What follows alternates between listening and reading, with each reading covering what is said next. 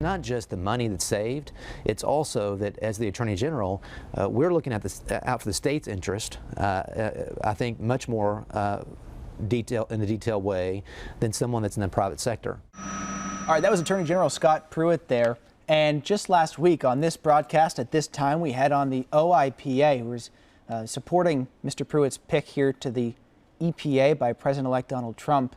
Now, of course, there have been two sides to this story, and we're joined today by somebody who brings in a different perspective here. We wanted to make sure we bring you all views on this. So we're joined now by Garvin Isaacs. He is the president of the Oklahoma Bar Association. Thanks for being here with us this morning. Thank you for having me. Now, I want to start here with this statement you made in the New Yorker. It was a pretty bold statement here.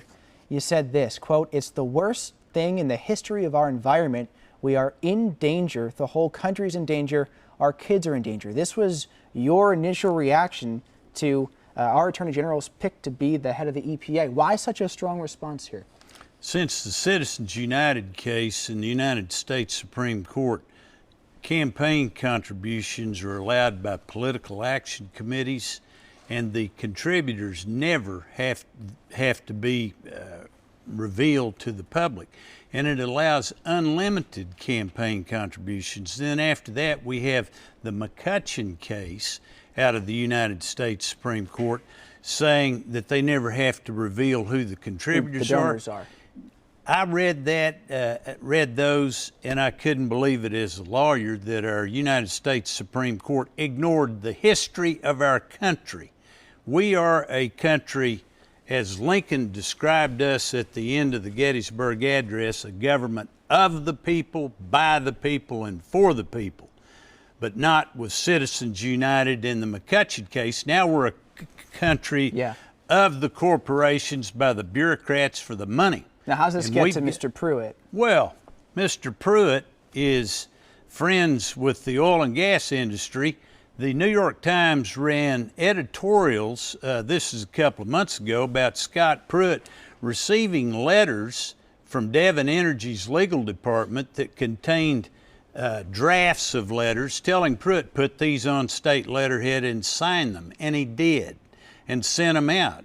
So he's owned and controlled by Devon Energy. And down here in Oklahoma, we've got to wake up and stop this, and stop it now. Sure. And to clarify about the 2014 New York Times piece, there was no evidence. They said he had to forward along, but he in fact did forward along a letter that was written by a Devon attorney, and he changed some minor wording that put it on state letterhead, then sent it to organizations like the EPA there. Well, read the article. The minor changes were like, minimal. Sure, but he wasn't told by Devon Energy to send it, just clarifying that. And I'd like for you to clarify to our audience, what do you see as the danger here, as you put it, with Mr. Pruitt at the EPA?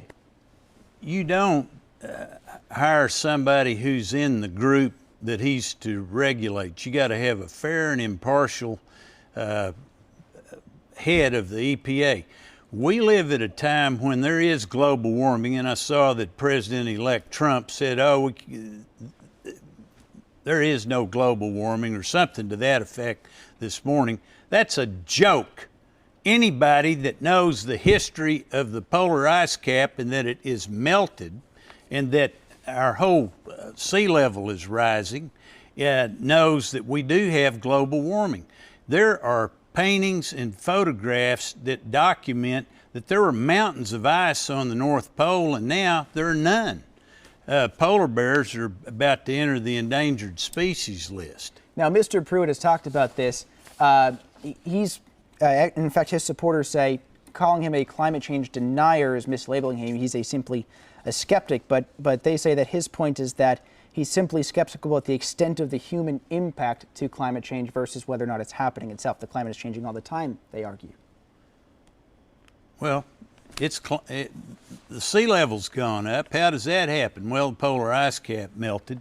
We have a whole different environment in which we live when sea level is rising. We've got a problem. And climate change, we could end up with people having new lung diseases based on what they breathe out of the air. Let me bring it back here to Oklahoma real quick. You're the head of the Oklahoma Bar Association here, the president of it. I'm here is Garvin Isaacs. Sure, okay. But what has been your experience with Mr. Pruitt here in the state? Oh, I've had no experience with him as a lawyer, none.